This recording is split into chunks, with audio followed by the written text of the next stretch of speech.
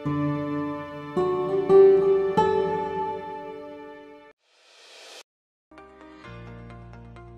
magandang araw po sa inyong lahat.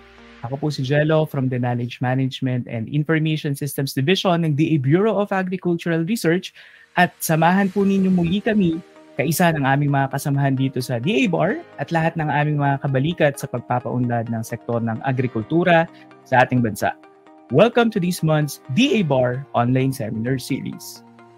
Sa tulong po ng aming mga partners sa research for development all over the country and even abroad, isinasagawa po natin ang online seminar kada buwan upang patuloy pong maipaabot sa inyo at sa iba pa po nating partners, role players, and stakeholders ang magagandang resulta po ng mga agri-fishery projects na pinondohan po ng DA Bar.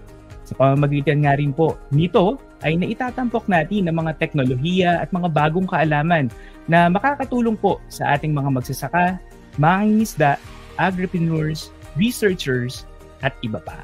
Ngayon pa lamang po ay nagpapasalamat na po kami sa inyo dahil sa pag-attend po ninyo virtually sa seminar na ito.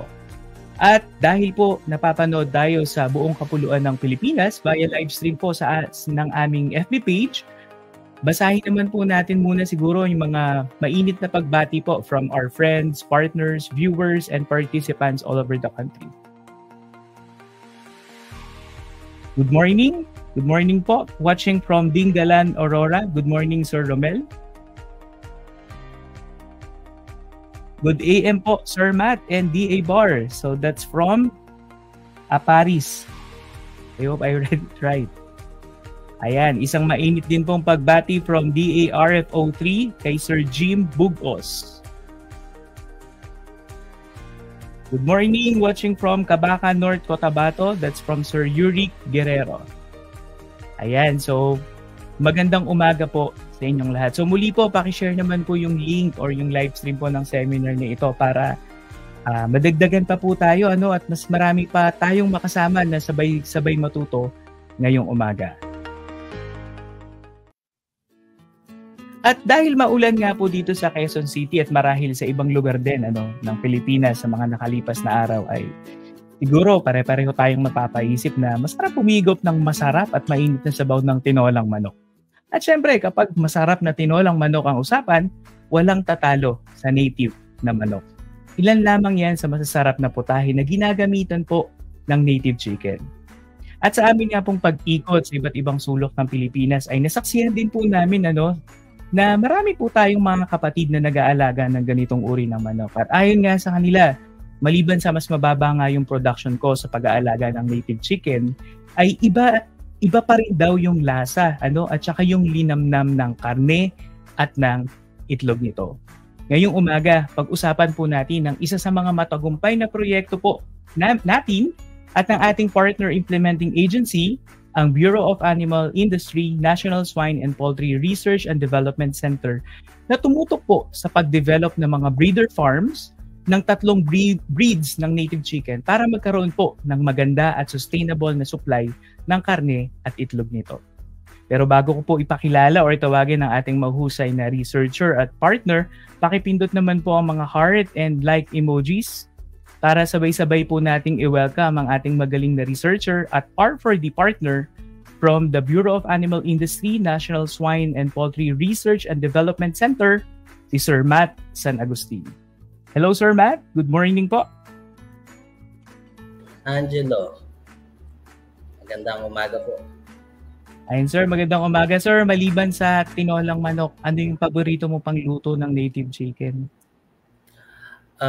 Bukod po sa tinolang manok, lalo na andito tayo sa Quezon Province at alam natin na mayaman sa nyog, masarap po sa native chicken ang kinataan or adobo sa gata.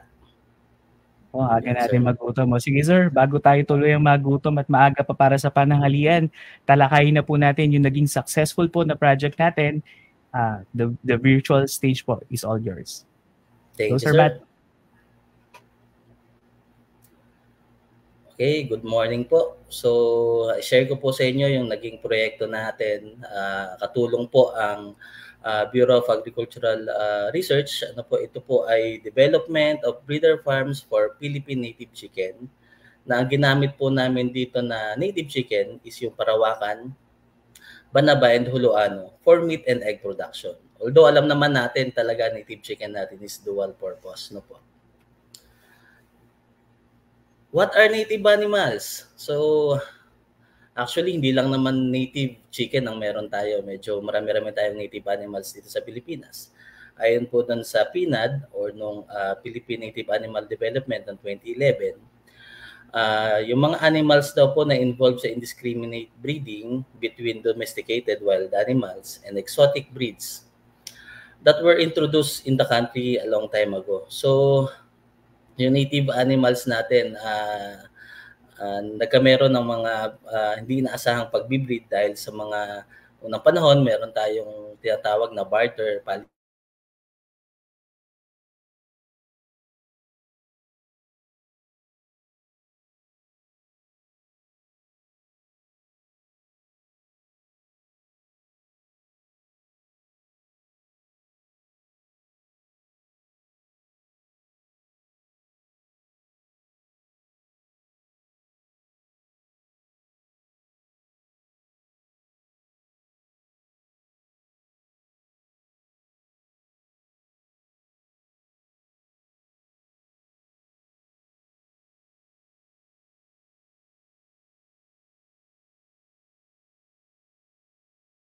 And characteristic. Kaya po nung kulay ng kanilang mga balahibo, yung katawan. Siyempre, ang pinakamaganda po dyan is yung lasa ng native chicken natin, flavor ng meat, other products, at siyempre yung unique and chemical or nutritional content ng meat and other products natin. At siyempre, adaptation characteristic, for example po sa local condition natin, lalo na ngayon, medyo pabago-bago na po klima natin dito sa atin, sa Pilipinas. So, 3 genetic group po yung ginamit natin na native chicken dito sa proyekto na to dahil unang-una, ito po yung available stocks namin dito sa center sa Bureau of Animal Industry, National Swine and Poultry Research and Development Center dito po sa Chaong, Quezon. So ito po yung Banaba, Parawakan at saka Huluano.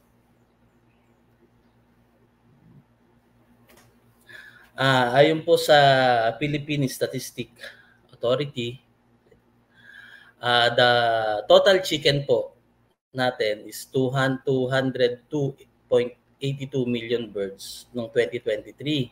At 43% po dito is native and improved chicken. So approximately nasa 87.21 million birds po yun. Product po ng native chicken, syempre, meat and egg. Highly prepared po yan ng ating mga kababayan, especially po sa local dishes and delicacies. Like nga po yung nabanggit namin ni Sir Angelo kanina, na tinola, ginataan, or adobo. Ang native chicken po natin nagpo-provides din po ng livelihood sa mga small backyard farmers natin. Bakit? Alam naman natin ang native chicken natin, nabebenta natin yan ng magandang halaga kumpara po dun sa mga broiler natin. So, kaya lang, ang nangyayari po, kumbaga parang may araw lang ng pagbebenta kung kailan tayo makaproduce ng native chicken na medyo malaki na pwedeng pagbenta, binebenta ho natin. Despite po ng increasing ng demand for native chicken, nabibigyan po siya ng less attention. Tapos hindi po siya na-utilize ng maayos dahil po sa lack ng technology sa breeding, sa production, marketing, and yung product po ng native chicken. Kasi alam naman po natin si native chicken natin, pag sinabi natin native chicken, nakagala lang po yan. So breeding, hindi natin masyado pinagtutuunan ng pansin. Basta may kasama siyang lalaki at kasamang babae, okay na po yan. Alam nga natin na basta pabayaan lang natin yan, dadami yan eh. Kaya lang, wala tayong ginagawang breeding and selection. So doon po medyo nagkakaproblema din yung mga native chicken natin. Dahil ho dito, yung study po natin na mag-develop po tayo ng mga pure lines, F1 and commercial strain ng native chicken for meat and egg production para po sustainable breeder farming and distribution system. Yung objective po ng proyekto natin is to develop sustainable breeder farms for the production and distribution of pure lines, crossbred, and commercial strain of native chicken for meat and egg production. So, specific objective, syempre, conserve the Philippine native chicken, improve production of breeder stock. So, dun sa conservation po, tayo na po yung namamahala doon, the Nucleus Farm.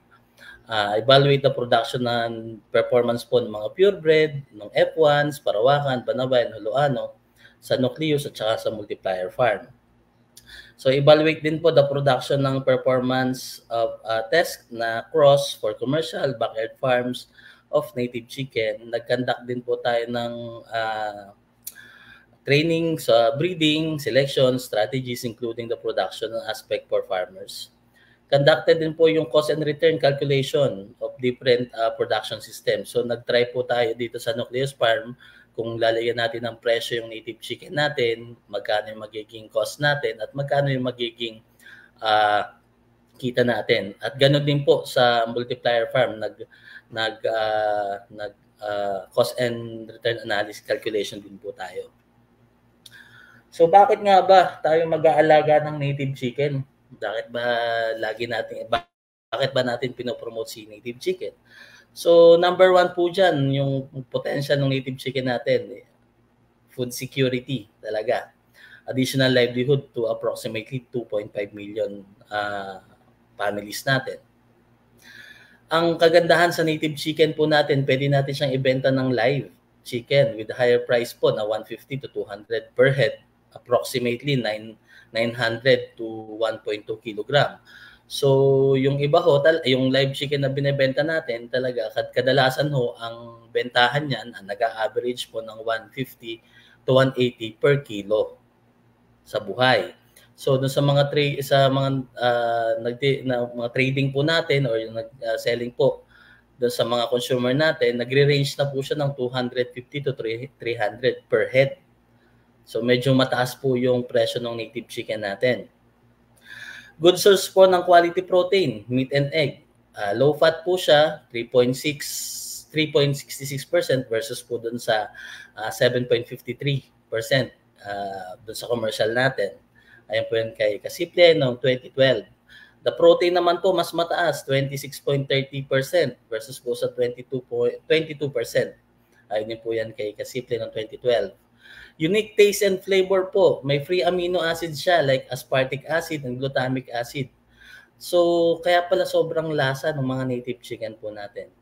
So, yung pagbebenta rin po natin ng dressed native chicken and process po. So, nakasanayan nga ho natin na ang binibenta natin sa native chicken live.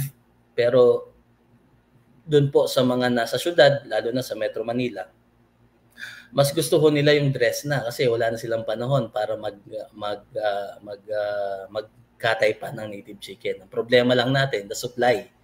Sino magsusupply ng medyo malaki-laki na volume ng native chicken sa Metro Manila? No po. Nagbebenta rin tayo ng mga improved day old chicks, selling ng breeder stock, yung pure lines and commercial line. Yung selling po ng improved day old chicks tsaka ng breeder stock, ito po lagi kong sinasabi doon sa mga nakakausap ko na gusto mag-alaga ng native chicken. Kaya ka mag-aalaga ng native chicken is for meat and egg. Kung may bumili sa'yo ng sisiw at saka ng breeder, bonus mo na po yun. Pero kadalasan po, meat and egg talaga yung product ng native chicken natin. Adapted to local condition, may kakayang maghanap ng sarili niyang pagkain.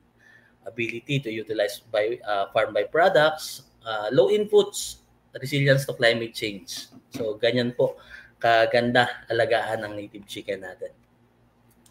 So ayon po sa ito po yung Global Plan of Action for Animal Genetic Resources ng FAO na nire-recognize po nila na a good understanding of breed characteristic is necessary to guide decision making in livestock development and breeder programs. So kung alam natin kung anong lahi nung inaalagaan natin native chicken, alam natin kung anong characteristic ba niya, ano yung kakayahan niya, madali ho tayo makapag-desisyon alin ba yung gusto nating alagaan.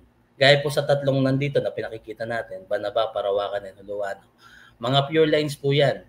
Pero kung meron kang gustong specific na gusto dun sa native chicken natin, like gusto mo maraming mangitlog, gusto mo ng malalaking meat, so dahil naintindihan natin yung breed ng mga native chicken natin at saka yung characteristic, alam natin kung alin ba yung dapat nating alagaan sa tatlo. Ngayon po, doon po sa ginawa nating project dito sa center, so diallele mating po yung combination na ginawa natin para doon sa 3 genetic groups na native chicken. So male and female po yan. Ganyan po tayo nag-cross ng native chicken natin. Parawakan, Banaba, Holuano, ano po. Ito naman po yung ginawa nating Sustainable Native Chicken Breeder Production and Distribution Scheme. So, para siyang pyramids po siya. Nucleus Farm po, so kami po yun. 2018 po nag-start yung project. Dito po sa production unit, by NSPRDC po, in-improve po natin yung mga native chicken natin. Nag-selection po tayo. Ang output po niyan, 502 heads breeds ang ginawa natin, grandparent quality pure lines, breeders, hatching egg, day old chicks at saka ready to lay. Then ipinasa ho natin yan sa multiplier farm, which is the private breeder farms po. Siya yung bahala sa multiplication ng mga stocks natin, sa crossbreeding and distribution. Ano po? Yung product po niya is 1,350 heads. Ito po ay dun sa project po na ginawa natin. 1,350 heads of hardened chicks, 380 hatching eggs.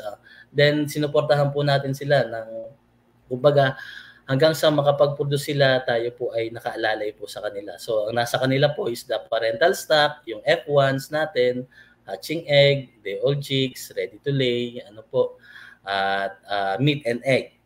Then yung pinakababa po ay yung mga backyard or commercial raisers natin, which is the farmers raising native. So nag-aalaga sila ng mga native chicken natin for production, growing, laying. So ang product po nila is the live chicken, meat and egg.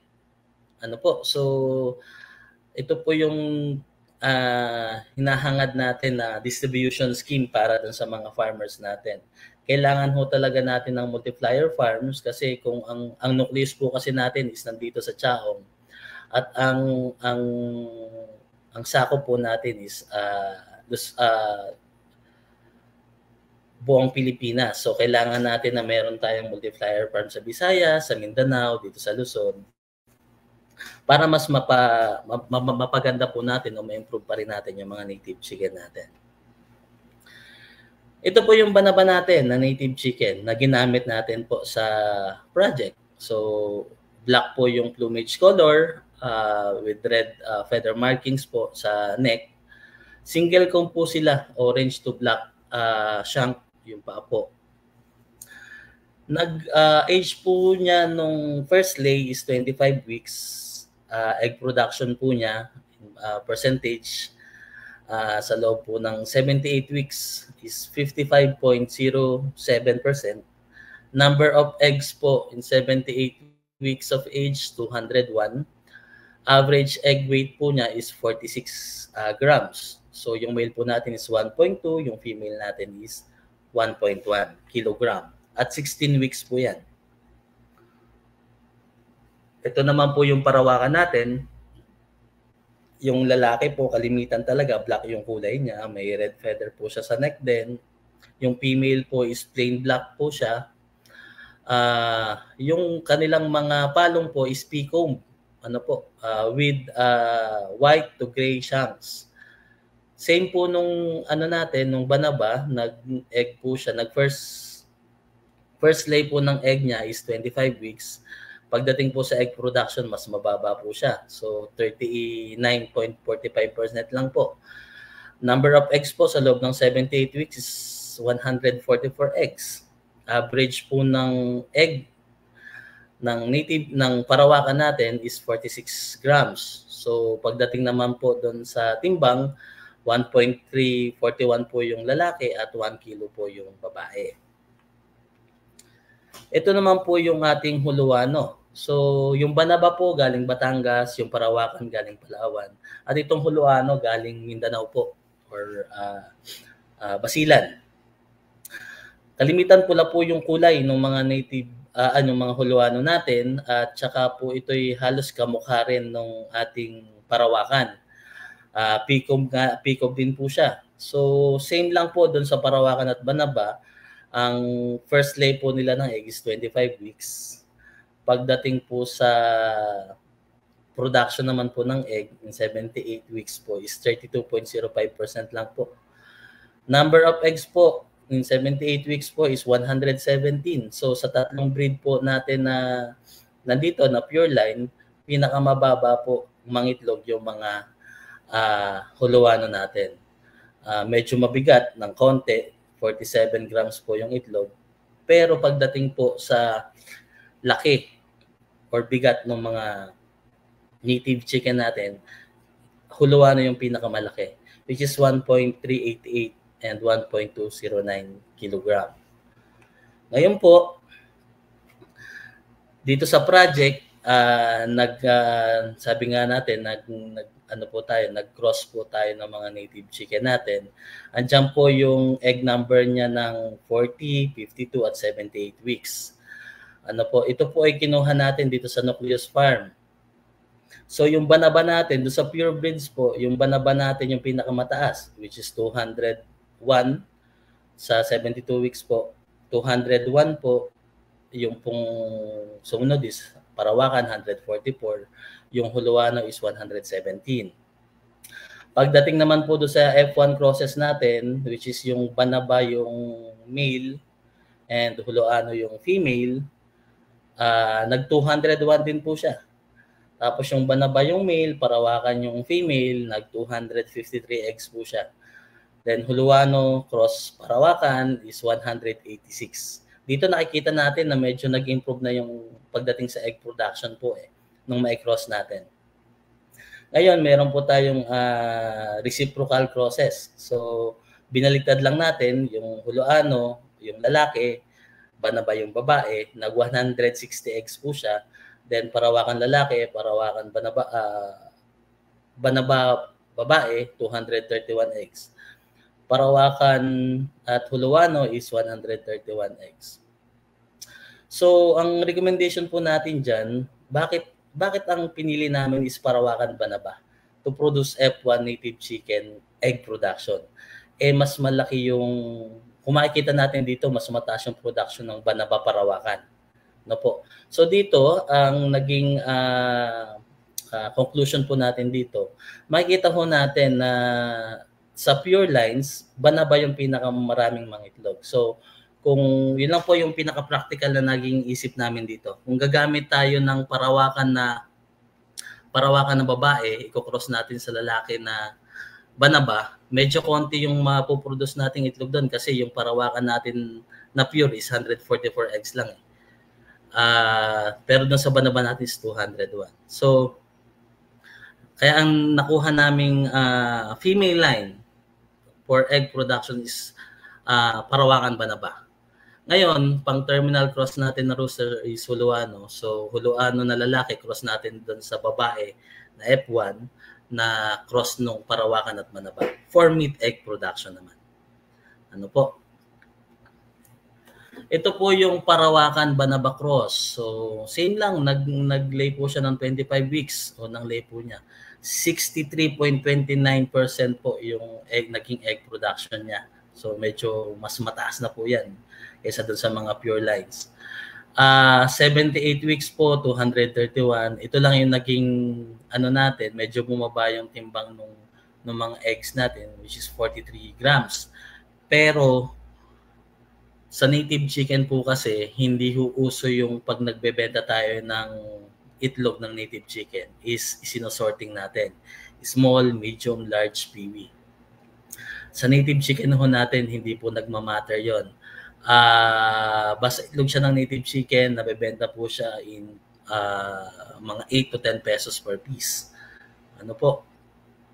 Yung body weight po nila, 1.5 at 1.2 in 16 weeks. Ngayon, ito naman po yung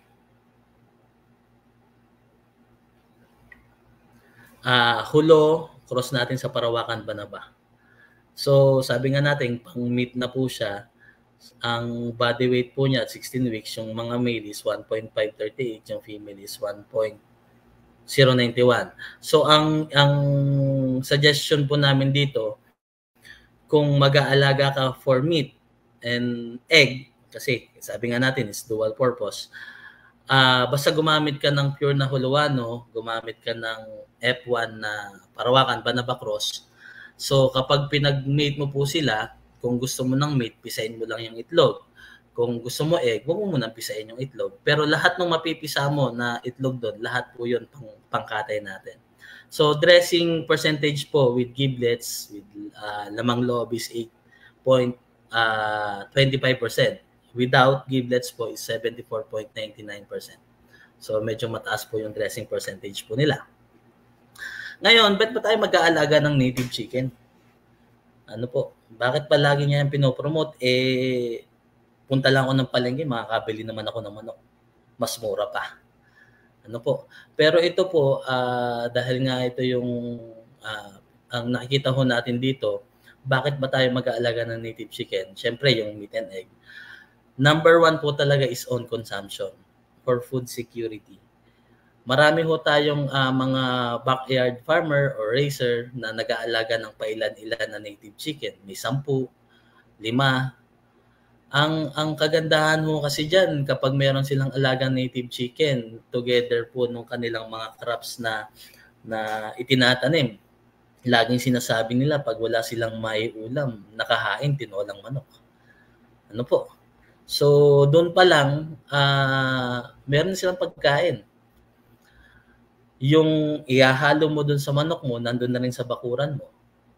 Then yung pangalawa po dyan, source of income. Kung medyo kinakapos po tayo, hulihin mo yung manok mo, makahuli ka ng 2, 3, dalhin mo sa palengke. Sure po ako, mabibenta yan in good price. Ibenta mo ng 180, 200 per kilo live.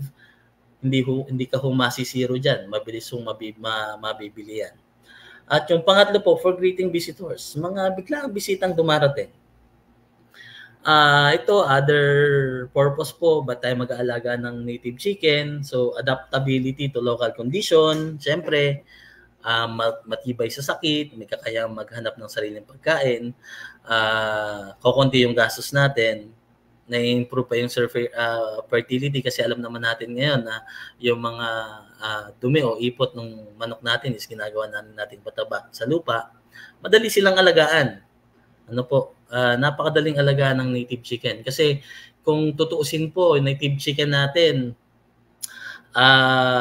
nabuhay yan ng wala tayong ginagawang kahit ano sa native chicken. Dumadami sila ng kanila eh. Paano pa kung lagyan natin ng konting sistema? Ano po? Native chicken products, sabi ko nga po sa inyo, yung itlog, nabebenta po yan. Meron ho akong isang cooperator noon, nag-display siya ng itlog ng native chicken. Hindi naman niya hangad magbenta. Ipinatong lang niya yung itlog ng native chicken niya sa terrace ng bahay nila. May dumaang kapitbahay, tinanong kung binibenta. Then, ibinenta niya, 8 or 10 pesos po niya binenta ang isa at binili po yun. Bakit? Wala ka makikita sa palengke na nagbebenta ng itlog ng native chicken. Ano po? Native chicken product. So, meron tayong tinola, inasal. At syempre, yung pagbebenta natin, sabi ko nga sa inyo, bonus, improve the old chicks, ready to lay, and mga dressed native chicken. So ngayon, pangarap natin na magkameron na ng mga dressed native chicken sa mga wet market, supermarket. Kaya lang parang medyo matagal-tagal pa po dahil sa problema naman tayo sa supply. Ano po, paliwanag ko sa inyo mamaya kung bakit. So ito po yung mga actual ideas from the farmers and technical staff po natin. Kami po na nakikipagtulungan sa mga farmers natin. Bilang researcher po, hindi naman maganda ho na nagkakameron tayo ng konting pakikipag-usap o dialogo dun sa mga farmers natin para malaman natin kung anong pangailangan nila. At pangalawa, matuto rin po tayo sa kanila. Gaya po ng isa nating farmer na to, ni Sir Eman Ancheta po, sila po ay nag-mix ng sarili ng pagkain para sa native chicken nila. So low inputs na po sa feeds ng native chicken natin. So ito po, cost and return analysis lang po dun sa Nucleus Farm at saka sa Multiplier Farm.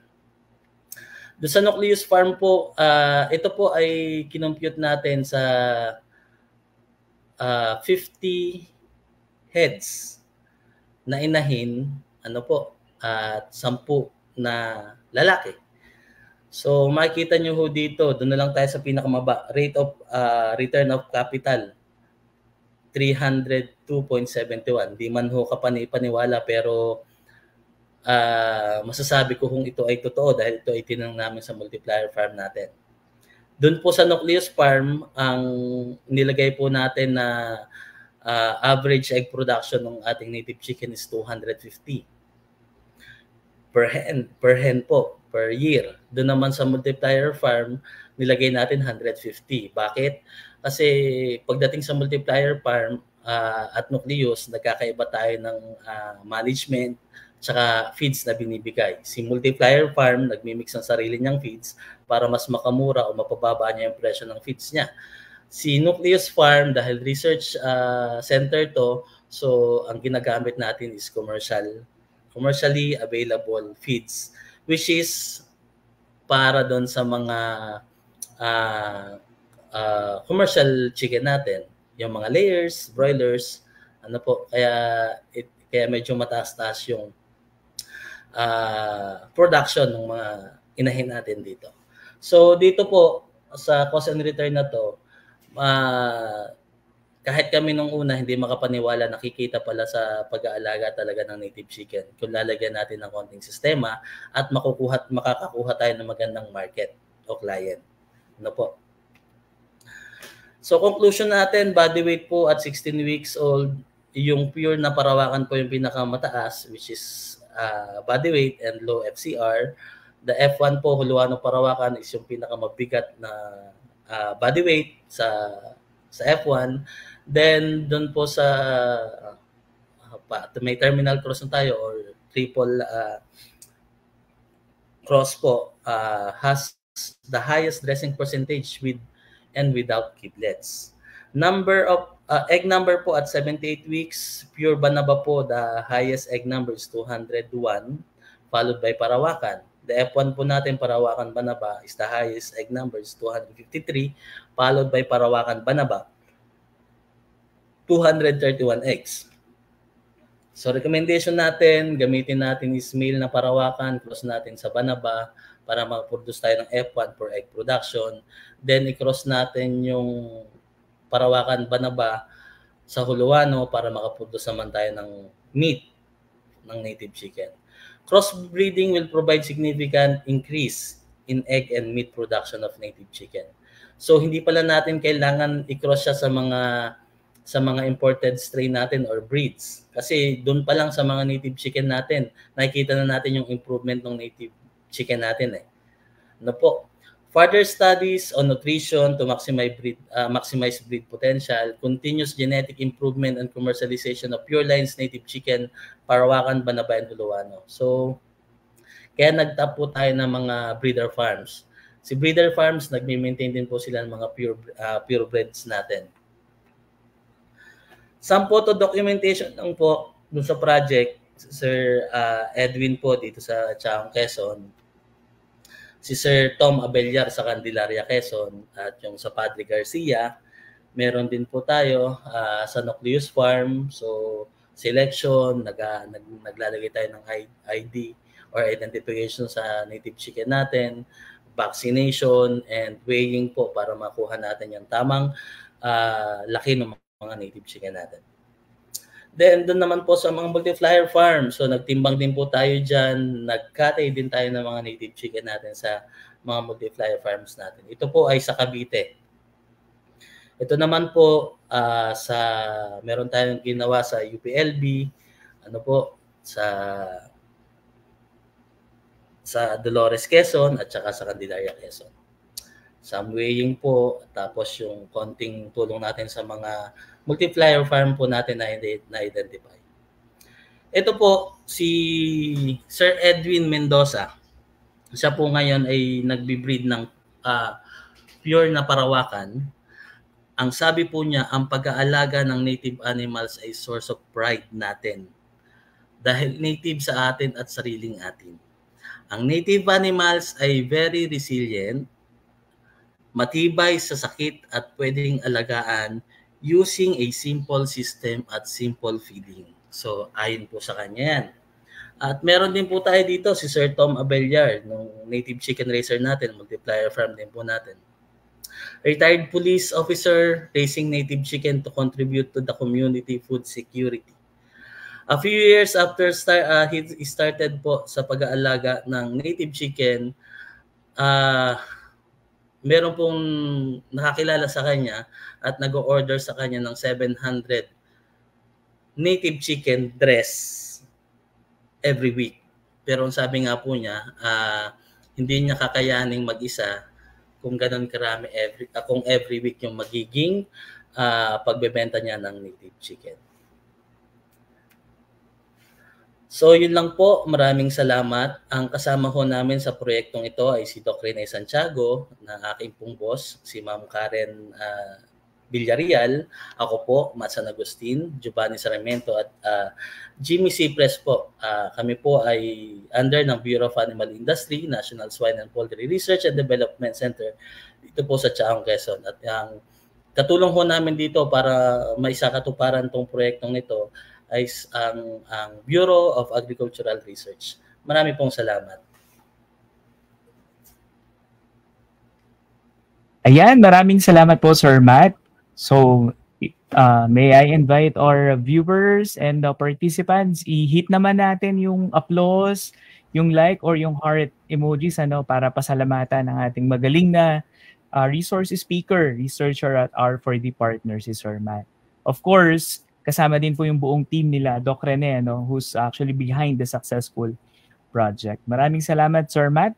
Nako, siguro dahil sa very informative and interesting presentation mo, baka mas marami o mas marami pa yung magiging interesado, sir, na mag-alaga nga ng native chicken kasi yun nga, ang daming bentahe, So, ayun, sa atin po mga viewers, we have enough time to entertain or accommodate questions. So we have lined up several questions, sir.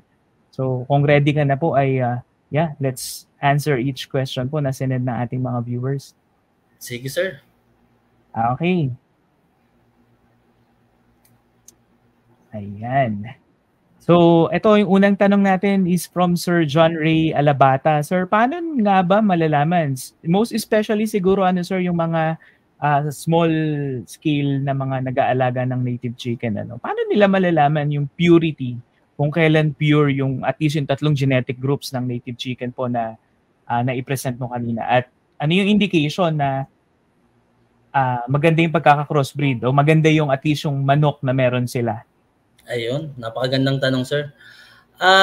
Pagdating po sa kung paano natin malalaman kung pure ba yung native chicken natin, kung siya po ay natural lang dun sa lugar natin, hindi ho natin masasabi talaga kung anong lahi, kung saan siya galing. Kasi kung siya po ay basta nakagala sa lugar natin, maaari po siyang nakocross na ng mga ibang lahi. Lalo na po ng mga panabong natin na madalas sila yung nakatali. Ngayon po, kaya kami nagbuo din ng mga breeder farms para ma-sure natin na yung makukuha ng mga gusto mag-alaga ng native chicken is pure. So, meron tayong mga breeder farm na nag-aalaga ng pure na Manaba, pure Parawakan. Sa ngayon, yung hulo medyo nasa amin pa at may nakumbinsi naman kami mag-alaga din ng pure na Huluano.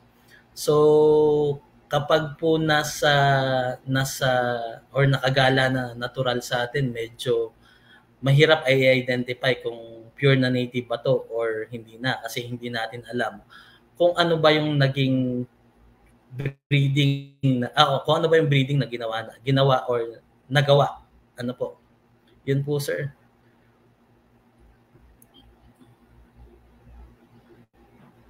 Ayan, thank you, sir.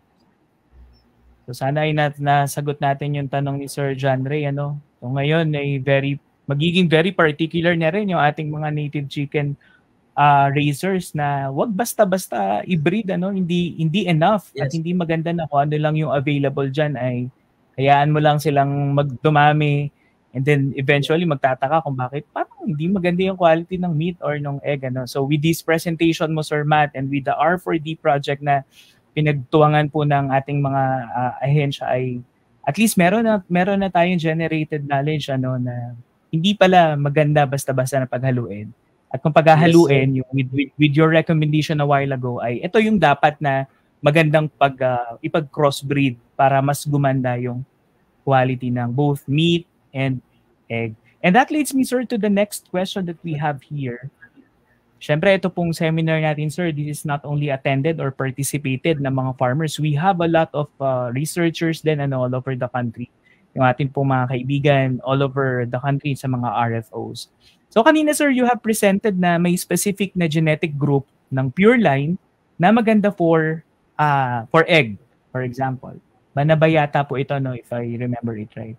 Tapos meron din specifically for meat. So kumbaga kung pure yung kung pure siya na banaba, for example, ay ganito na kaganda.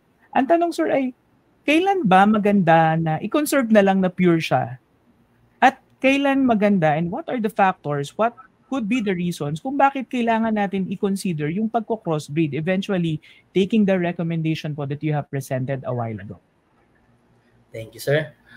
Actually, sir, pagdating sa pagko-conserve or yung purity ng native chicken natin, mas maganda, sir, na nucleus farm yung magko-conserve kasi hindi ho natin maiiwasan. Kahit sabihin natin magbigay tayo sa mga farmers natin o backyard raiser ng mga pure na native chicken, hindi ho maiiwasan na makokross at makokross yan. Ano po? So pagdating sa conservation, so dito naman po sa center, medyo matagal po bago natin siya i-commercialize kasi ang ginawa ko natin, pinure po muna natin, pinuro natin ng matagal na panahon. And then, tsaka ho tayo nag-decide na baka kailangan nating i-cross. Bakit? Given na bawat isa po ay may kanya-kanya katangian, like the banaba is marami mangitlog, Parawakan, Hulawano is malalaki at magaganda yung meat. Meron din ho silang ilan na kapintasan eh. Kasi yung banaba natin, kaya siya maraming mangitlog, medyo maliit na breed. Pero sabi nila, talagang native chicken natin, masarap. The Parawakan, mabilis lumaki, malaking manok at saka Hulawano. Problema natin, medyo yung dibdib, medyo matitilos. So medyo tawag dito, hindi siya maganda, hindi ganun kaganda yung breast. So nung makross ho natin sa banaba, yung Parawakan, kumbaga nakuha natin yung ganda ng katawan ng banaba, which is mabibilog. Tapos yung bilis na manlaki, nakuha natin doon sa Parawakan. Kaya tayo dumating sa point na teka, kailangan natin silang i-cross para commercially or doon sa mga backyard natin, ito na yung pwede nating ibigay sa kanila. Ito na yung alagaan nila. Wala na silang hahanapin na kailangan ko maraming mangitlog, kailangan ko mabilis lumaki. Ito na po yun. Ganun po yung naging namin. Bago kami mag-propose ng ganitong proyekto, tinry muna namin dito sa center kung ano pa muna yung kalalabasan para maging maganda ho yung magiging project natin. Yan po, sir.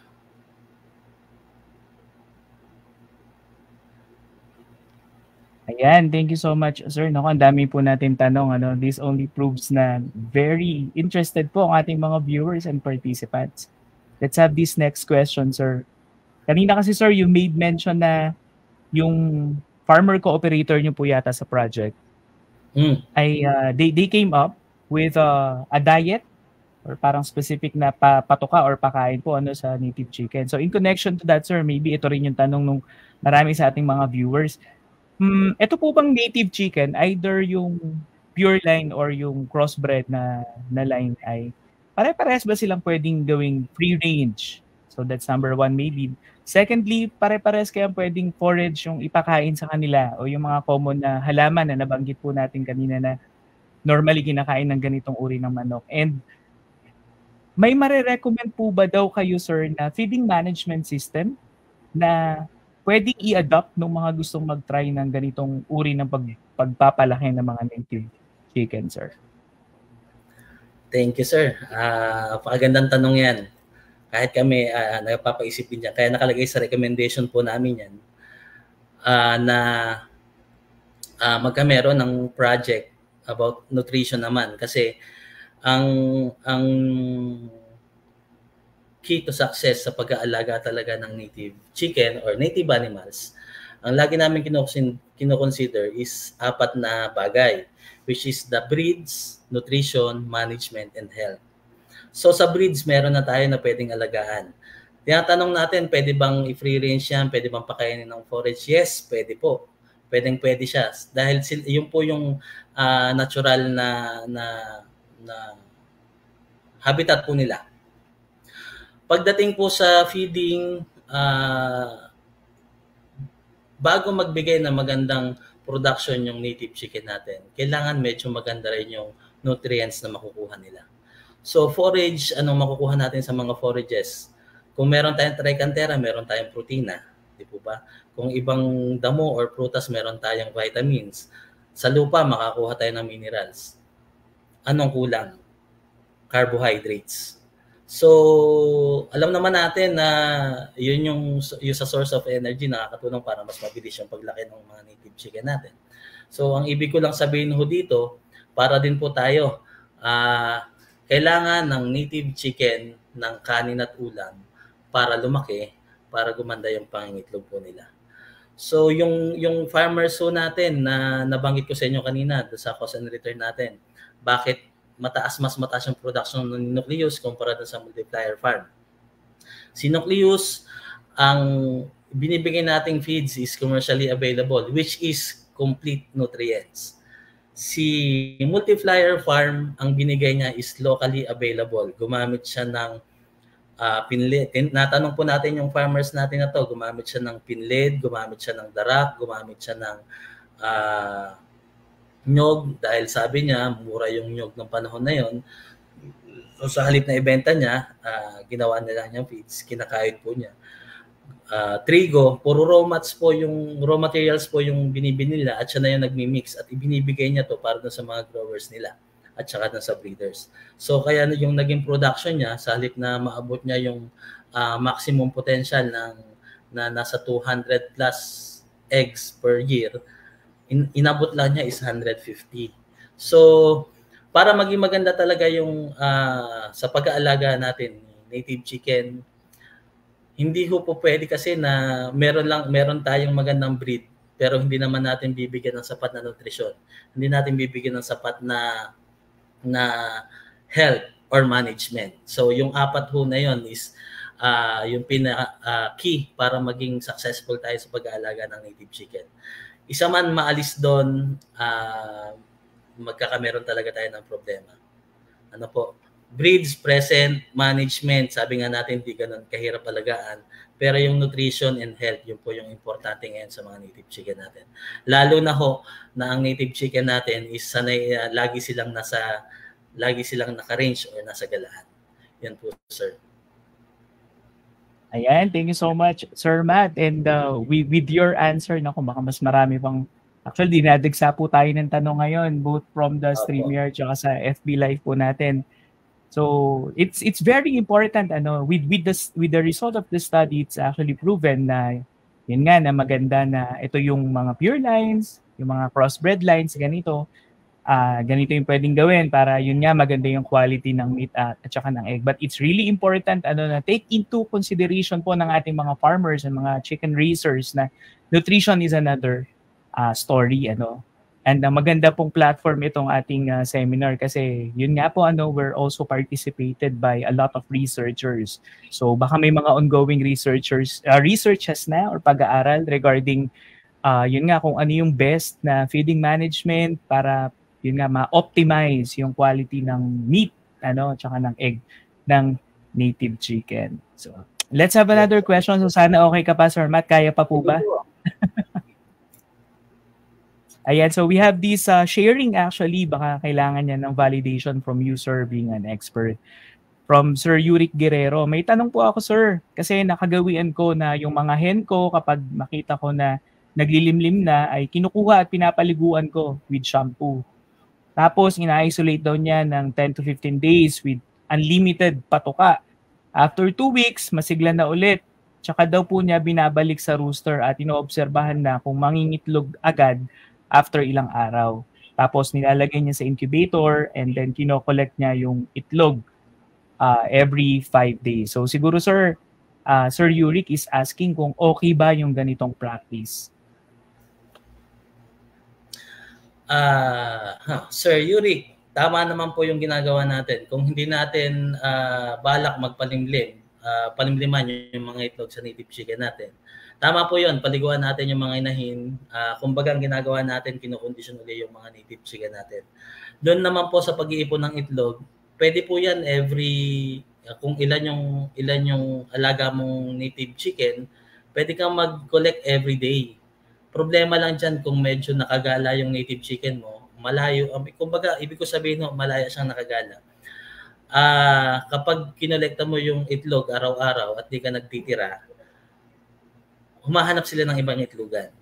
Ano po? Pero yung process po na ginagawa nyo na every 5 days tayo mag-collect, baka medyo meron tayo ng problema ng konti dahil kung every 5 days yung ibang itlog, maaaring madumihan po So, ma-contaminate. So, mas maganda ho sana kung everyday yung collection, kung gusto mo po, magtira ka lang ng isa para may binabalikan sila, para doon lang sila itlog ng itlog. Then, maglagay ka lang, sir, ng label. Tapos, pwede natin siya incubate. Yes po, tama po yun. At kung naglilimlim, pinaliguan, sinampo, mga 1 to 2 weeks, magpapakasta na po sila Kumbaga, nakondisyon mo na ulit sila, babalik sila sa pagbibreed at babalik sila sa pangingitlog. Yan po, sir. Thank you. Maraming salamat, Sir Matt. So Thank that you, answer goes for Sir Yurick. So we have this question, sir. Another question. Ano po ang kakaibang characteristics ng Darag native chicken kumpara dun sa 3 genetic groups po na naging focus ng inyong study? Napakagandang tanong yan, sir. Kasi laging kinukumpara yung mga native chicken natin. Lalo na tong si Darag native chicken. Dahil actually sa buong Pilipinas, Visayas ang pinakamaraming mag-produce ng native chicken, which is Darag. Ano po? Ang nakikita ko po na, kasi ang different na characteristic po nila, unang-una, si Darag, compare mo sa Parawakan and Hulawano, mas malalaki yung Parawakan at Hulawano natin. At nakikita rin natin na si Darag at si Banaba, parang medyo malapit silang, kumbaga parang related mas itsura nila yung mga labuyo, which is the red jungle fowl. Pagdating sa production ng egg, hindi ko masabi kung alin ang mas marami, kung Banaba ba yung Banaba pa or yung Darag. Kasi sabi ko nga po, ang nakuha lang nating data dito sa center, kung anong merong stocks tayo, which is Banaba. Ano po? Pero sabi ko nila na maraming nagsasabi na pagdating daw po sa lasa ng native chicken, mas masarap daw yung Darag. Ano po? Yun po yung sabi ng ilan. Ano po? Yun lang po yung pagdating ho kasi sa ilang karakteristik, nakikita ko lang talaga po dyan, yung laki at dami ng itlog. Yung itsura, ang Darag po halos kamukha ng Banaba, magkaiba lang sila ng kulay. Kasi si Banaba po na babae is kalimitan itim, si Darag po ay kalimitan po siya ay brown. Ano po yung umayahin, yung tawag po nila. Yun po, sir. Pero pareha silang single comb ni Banaba. Thank you, Sir Matt. Thank you po. So, mga kaibigan nating researchers, baka pwedeng that's another area maybe to explore for exploration ng ating mga kaibigang researchers. Another question that we have here, sir, is ano po ba yung minimum population na kailangan i-consider para ma-maintain yung genetic purity ng mga breeds in a random mating population? Dito ho sa center, i-ano na lang natin, ito na yung gawing basihan natin. Ano po? Ang ginagawa po namin dito sa center, nagme-maintain lang po kami ng 100 na given na yung fund natin. So nagme-maintain lang kami kada breed ng 100 heads na inahin. Tapos ang ratio ho natin is 1:5. At sila po ay naka-by family. Kumbaga po, dito sa isang pen na to, binubuo sila ng 20 na inahin, tapos meron pong 4 hanggang 5 lalaki, naka-5 family po siya. So, kaya na-maintain natin yung purity, hindi ho tayo nagmi-mix ng kahit anong breed or kahit sabihin natin na banaba rin to, ihahalo ko to sa banaba. So dito sa center ginagawa natin continuous breeding and selection sa mga pure natin. So random mating kasi mahirap po na gawin na 1:5 lang kada pen, medyo maraming pen yung gagamitin natin. So nagwa 1:5 po tayo at sa kada kulungan meron tayo 20 hanggang 30 ang inahin. Then lalaki. Yan po, sir. Para ma-maintain lang natin na mga pure yung mga native chicken natin. And meron tayong ibang pen para doon sa mga kinocross natin na Parawakan at saka Banaba. Alright, thank you, Sir Matt. We have another question. So maybe parang na-touch na natin, sir, yung kumbaga yung characteristic ng mga pure lines, crossbred lines, and then we are also able to at least talk about yung feeding management and how nutrition plays a very important role para makapag-produce ng magandang quality ng meat and then ng egg.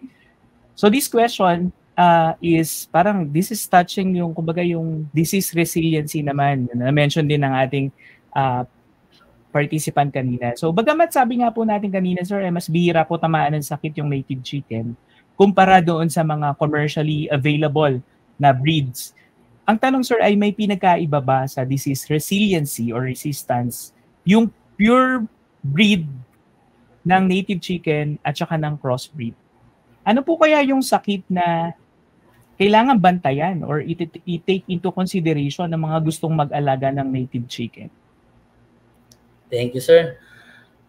Actually, sa native chicken po natin, ang kalimitang binibigay lang po natin is yung vaccine natin na sa ND, sa Newcastle disease o yung sa peste na tinatawag natin.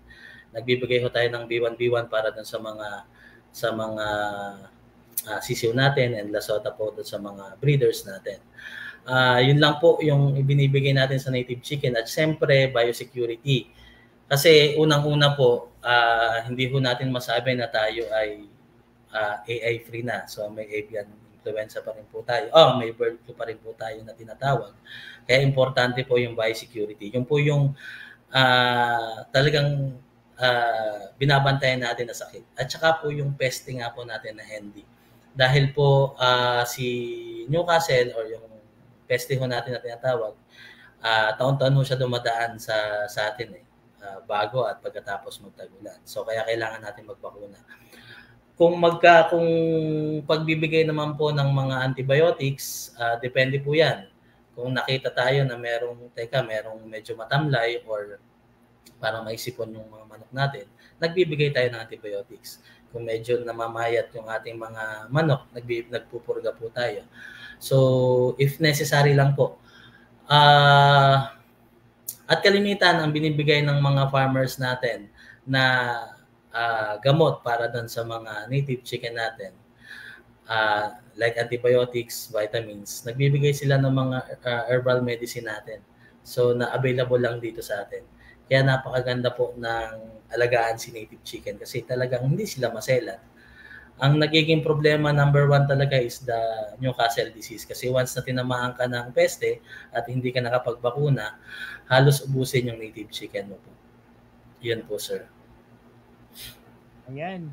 So, kumbaga ay kumpara dun sa mga commercially available na mga breeds ay sobrang bihira at sobrang onte Yes. ng mga disease talaga na dapat ika-alarma ng mga chicken raisers. Sir, yung vaccine po na mention mo kanina, sir, in case na yung mga nag-aalaga na po ng native chicken, paano kaya nila ma-avail ang ganyang bakuna, sir? Or saan kaya makabili ng mga ganyan, sir? Actually, yan po ay available naman sa mga AgriSupply. Kasi yung pong mga, lalo na yung mga panabong natin, kung may mga kapitbahay tayo, mga nag-aalaga ng panabong, sure po ako nagbabakuna yung mga yan. Yun ang problema natin. Kung may alaga tayong native chicken, kapitbahay natin may alaga mga panabong na manok at nagbabakuna, at hindi ka nagbakuna, lalong mas prone po yung mga native chicken mo. Lalo na kung sila po ay mga nakagalang. Ayan po, sir. Ayan, so maganda po na mention mo yan, sir, kasi baka nga naman very confident yung mga native chicken raisers na okay lang yan, free range naman, hindi tatamaan may ganito pala, at least na dapat nilang bantayan at madali naman palang kontrolin. It's only through vaccine at mabilis namang maka-avail or makabili. Opo, prevention lang po talaga. Ayan, sir. Actually, marami po tayong tanong, sir. This is third to the last question, sir. Okay. Marami tayong tanong dito because they were very, very interested, very convinced na itong at least yung 3 genetic groups po na na-mention natin kanina, yung pure lines ay maganda na yung in terms of meat production and egg production. Tapos kapag kin-crossbreed pa sila following your recommendation ay posibleng mas gumanda pa. Ang tanong po ng marami sa ating mga viewers, sir, ay paano kaya sila, sir, if they would like to start, okay, either siguro yung pure, kaya lang sabi naman po natin kanina nasa nucleus farm lang naman yung sure na pure na mga lines lang So anyway, if they would like to start or to venture into native chicken farming and considering the results of your study, paano kaya sila, sir, makakapag-avail ng mga manok na pwede nilang pag-umpisahan sa ganitong uri ng activity or negosyo, sir? Any recommendation po? Number 1 po may re-recommend namin, siyempre kami. Unang-una. Ngayon, kung hindi po namin sila kayang, halimbawa, mabigyan or masupplyan, tinatap po natin yung mga multiplier farm natin o mga farmer cooperator. Actually, yung mga multiplier farm naman po natin is nagbebenta rin sila ng mga pure lines na pwede mong pag-umpisahan. Like yung Parawakan, Banaba, na pwede mo na silang pag-umpisahan. Hindi mo kailangan po mag-umpisa ng sobrang dami. Ito po yung lagi kong inuulit doon sa mga farmers natin na gusto mag-alaga ng native chicken. Kung mag-aalaga ka ng native chicken, huwag mo nang karamihan. Start ka lang siguro mga 25 to 50 heads. At saka mo sila i-breed. Ikaw yung magpaparami ng native chicken mo. At ang sinasabi ko rin po, paalala lang, kung mag-aalaga ka ng native chicken at mag-breed ka ng native chicken, ang number 1 product mo is meat, hindi breeders. Kasi kung ang gagawin mo, magbe-breed ka na, magbe-breed at mag-aantay ka ng bibili ng breeders mo, matatalo ka. Kasi hindi lahat naman kayang mag-alaga at hindi lahat may panahon mag-alaga ng breeders. So, mas marami ang nangangailangan ng meat ng native chicken. Supply, kung kaya namin dito sa amin, kung hindi po, tuturukan namin sa mga lehitimong nag-aalaga ng mga pure lines na native chicken. Yun po, sir.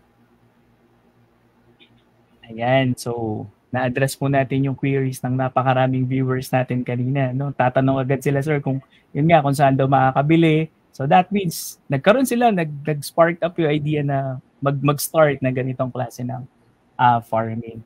So thank you so much, sir, for addressing yung mga queries po ng ating mga participants, ang ating mga viewers. And for sure, marami po silang nakuhang impormasyon na especially doon sa mga nag-aalaga na ng native chicken ay for sure may improve, sir, yung kanilang practices if they will consider yung recommendation po ng naging R4D project po ng inyong team. Sir, I only have 2 questions left. I hope you're still up answering these questions.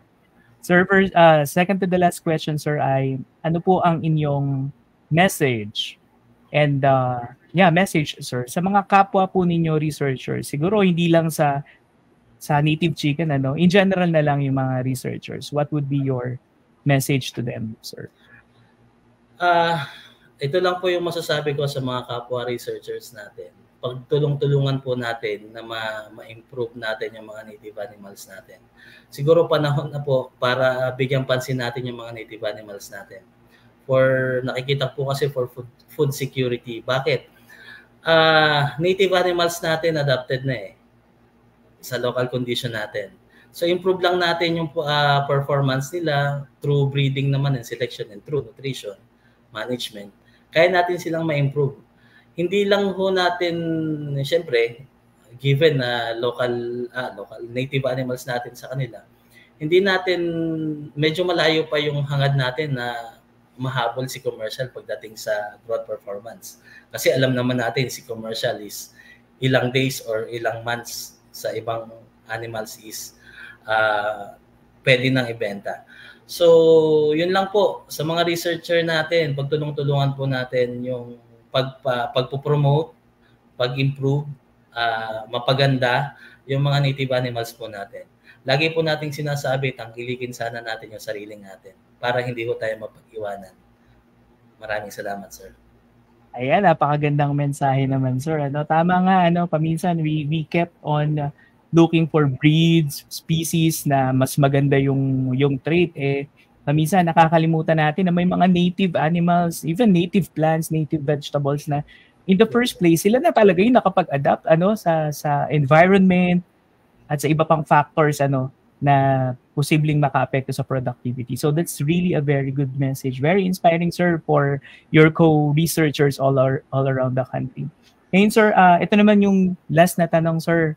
What would be your message, sir, sa mga farmers po natin, even fisher folk? Kasi paminsan, di ba, with all these generated technologies, meron na tayong mga knowledge na na-generate sa mga R4D projects po na ating ginagawa. Hindi rin kasi may iwasan na yung ating mga kaibigang magsasaka at mangingisda, paminsan they're really hesitant to adopt or maybe to have themselves participating doon sa mga activities po sa research in particular. So, how do you encourage our farmers and fisher folks, sir? Para naman po doon sa mga farmers natin, huwag po tayong matakot sumubok sa mga panibagong teknolohiya na alam naman ho nating makakatulong sa ating mga alaga or animals o doon sa ikaulad pa ng ating pamumuhay. Native animals, lagi nating sinasabi kasi, sir, malakas, mabilis paramihin. Kaya nasasanay ang farmers natin doon sa mga traditional na management natin, which is tinatawag naming bahala na system. Kumbaga po, may alaga ako native chicken, yes. Ilan? 10. Nasaan? Nakagala. So ang lang natin, bigyan lang natin ng konting pansin, lagyan natin ng konting management. Hindi naman natin hinihingi na kailangan mas maganda yung bahay ng alaga natin kaysa sa bahay natin. Hindi ho ganon. At saka pangalawa, nakikita ho natin na mas makakatulong to sa mga farmers natin for additional income. Kasi hindi kailangan ng farmers natin ng malaking puhunan para makapag-alaga ng native chicken. Start small. Mag-alaga ka ng 20, 25, paramihin mo. Then yung mapalaki mo, ibenta mo as meat, dalhin mo sa palengke. Sigurado po ako mabebenta yan. So, kung everyday ka nagbebenta ng native chicken sa palengke, everyday may additional income ka. At minimum lang yung kumbaga low inputs lang yung ginagawa mo. So, para na sa mga kasamahan o kaibigan natin mga farmers, patuloy ho nating tangkilikin yung sarili natin, pagyabungin, alagaan, para ho ito number 1 naman talaga, food security din natin. Dumaan ho tayo sa pandemya, ano hong inasahan natin? May pera tayo, wala tayong mabili. Kaya maraming nag-venture sa agriculture. Kasi kung nagtanim pala ako dito sa bakuran ko, may makakain ako. Anong ginagawa ng pera ko? Hindi naman ako makalabas, hindi ako makabili. Ano po. Yun lang po. Maraming salamat. Ayan, another very, very good message, very inspiring message, Sir Matt. So for our farmers, for our viewers, participants, take it from Sir Matt. Hindi kailangan malaki agad, hindi kailangan biglaan, hindi kailangan malaki din ang puhunan, and you can consider, raising like a native chicken, para madagdagan po yung ating kita. At ayun nga, ilang beses din minention ni Sir Matt kanina na nasa-secure din natin kapag may mga dumadalaw na mga bisita, or di naman kaya katulad nung nangyari ng pandemya na kapag wala yung mga produkto na gusto nating bilhin, meron tayo, at least we can produce our own food, and that's very important. At yan po yung gustong mangyari ng ating pamahalaan, yung food sufficiency and food resiliency po ng ating bansa. So maraming salamat, Sir Matt. At maraming salamat din po sa lahat ng ating mga participants, mga viewers, both sa StreamYard at sa live stream po ng ating sa amin pong page. Sa mga tanong, and I am quite sure na if we have the luxury of time, baka mas marami pa po yung pwede nating i-accommodate na question. But don't worry sa ating pong mga viewers and participants, kasi ito pong live stream po natin, mapapanood pa po ninyo ito sa amin pong FB page, that's the Bureau of Agricultural Research, even after the seminar itself. So magiging recorded video po siya. So pwede nyo pong ulit-ulitin, pwede nyo pong i-review yung sagot, yung mga sagot ni Sir Matt kanina, yung mga tanong, and even the presentation itself. At yun nga po, katulad ng panawagan ni Sir Matt kanina sa ating mga kaibigang farmers and even fisher folk, wag tayong mag-hesitate na mag-adopt, subukan yung mga technologies. And in connection to that, please follow our page kasi marami pong mga technologies, marami po tayong mga knowledge na na-generate na po doon sa mga napagtuwangan pong research for development projects sa Department of Agriculture. So iba't ibang commodity yan, iba't ibang technology. So madami po tayong pwedeng kapulutan ng aral at ng informasyon. So then again, maraming salamat, Sir Matt M. San Agustin. At dahil po dyan, hayaan nyo pong i-award natin virtually ang Certificate of Appreciation. Ayan, so allow me to read the citation po of the certificate.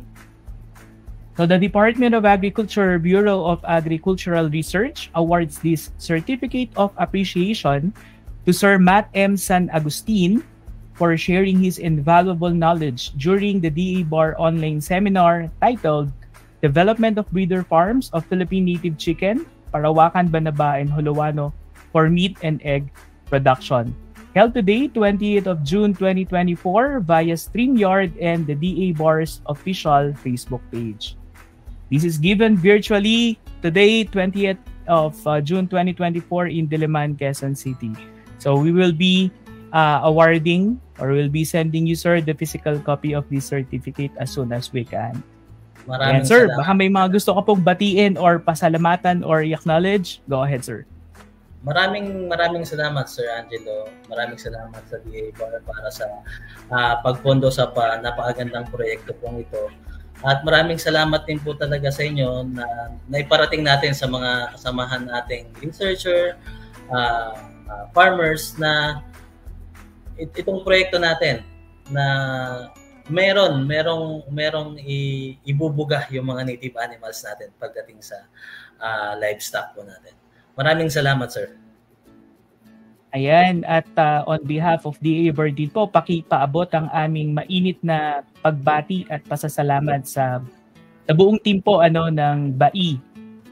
Specifically kila Sir Rene po, kila Doc Rene, and the entire research team po. At nawa, ito pong tagumpay ng proyekto na to ay maging inspiration sa inyo na patuloy po tayong magtuwang-tuwang katulad na sinabi mo kanina para matulungan natin yung farming and fishing community of the country at inspiration and motivation din po sa mga kapwa researchers natin and of course sa ating pong pinakamamahal na mga magsasaka at mga isda. Maraming salamat po, Sir Matt. At para po sa ating mga viewers and participants, please check the comment section. Please fill out the feedback form po para makareceive po kayo ng certificate. So yan po ay mananatiling open hanggang 12 po. So if you can check your comment section right now, please do check and fill out the feedback form. At patuloy po ninyong tutukan ang mga susunod pa pong seminar topics po. Kada buwan po ay meron tayong online seminar. So sana po ay lagi namin kayong makita doon. At please follow our official FB page, that's DA Bureau of Agricultural Research. We also have our YouTube account, that's DA Bar Official, and we also have our Instagram account, that's Bar Official. You may also check our official website, that's bar.gov.ph.